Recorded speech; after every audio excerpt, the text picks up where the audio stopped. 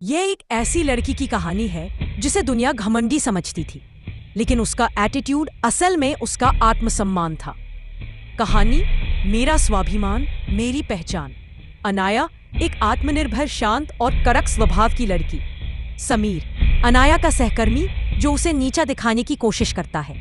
अनाया ने एक नामी कंपनी में सीनियर मैनेजर के तौर पर ज्वाइन किया। वह दिखने में जितनी खूबसूरत थी, स्वभाव में उतनी ही सख्त। वह काम से काम रखती थी और फालतू की गपशप से दूर रहती थी। ऑफिस के कुछ लड़के उसे एटीट्यूड क्वीन कहने लगे।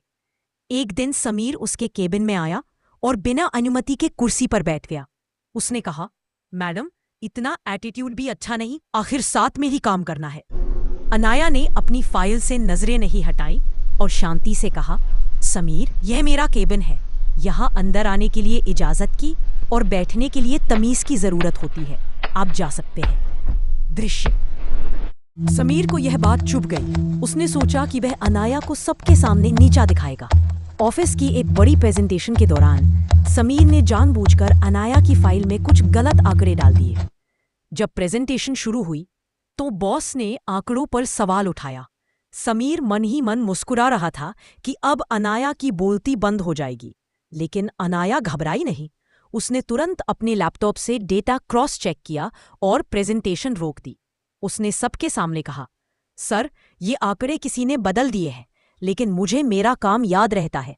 उसने बिना किसी पेपर के जुबानी तौर पर सटीक डेटा देकर प्रेजेंटेशन पूरी की। बॉस उसकी याददाश्त और आत्मविश्वास देखकर दंग रह गए।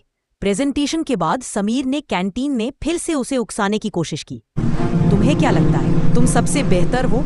अनाया अपनी कॉफी का घूंट भरते हुए बोली। समीर, लोग जिसे मेरा एटीट्यूड कहते हैं वो दरअसल मेरी बाउंड्री, सीमा है। मैं किसी को अपने काम या अपने चरित्र पर उंगली उठाने का हक नहीं देती।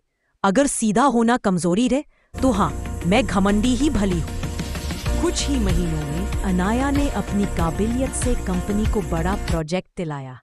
समीर को अपनी गलती का एहसास हुआ कि जिसे वह नखरे समझ रहा था, वह दरअसल एक सफल महिला का अनुशासन था।